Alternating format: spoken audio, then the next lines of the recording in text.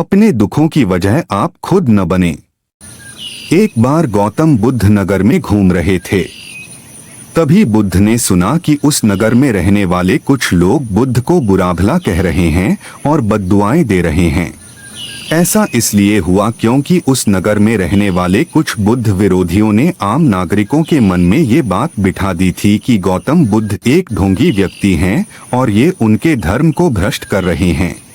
इस वजह से उस नगर में रहने वाले लोग बुद्ध को पसंद नहीं करते थे और उनको अपना दुश्मन मानते थे।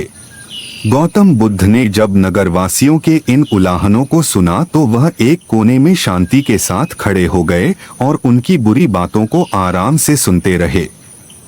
इस दौरान बुद्ध ने कोई प्रतिक्रिया नहीं दी। कुछ देर बाद जब नगरवासी बुद्ध को बुरा भला कहते हुए थक गए और चुप हो गए तो गौतम बुद्ध ने उन नगरवासियों से कहा, क्षमा चाहता हूँ, लेकिन अगर आप लोगों की बातें खत्म हो गई हैं तो मैं यहाँ से जाऊँ।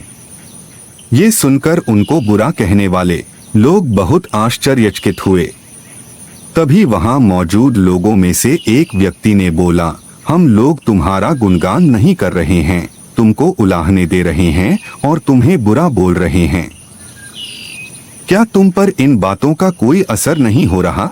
उस व्यक्ति की बात का जवाब देते हुए गौतम बुद्ध ने कहा, आप सब चाहे मुझे कितनी भी गालियां दे या कितना भी बुरा कहें, मैं इन्हें खुद पर नहीं लूंगा क्योंकि मैं जानता हूं कि मैं कुछ गलत नहीं कर रहा। इसलिए इन बातों को जब तक मैं स्वीकार नहीं करता तब तक इनका मुझ पर कोई असर नहीं पड़ रहा है। गौतम बुद्ध ने आगे कहा, जब मैं इन गालियों और बुराइयों को अपने ऊपर लूंगा ही नहीं तो ये निश्चित तौर पर आपके पास ही रह जाएंगी और मुझ पर असर नहीं करेगी। इसे ये शिक्षा मिलती है। गौतम बुद्ध का ये प्रेरक प्रसंग हमें ये शिक्षा देता है और इस बात के लिए प्रेरित करता है कि जब आप गलत नहीं हैं तो किसी की गलत और निगेटिव बातों का असर कभी भी खुद पर नहीं लेना चाहिए, क्योंकि इससे आप अपने ही दुखों की वजह खुद बन सकते हैं।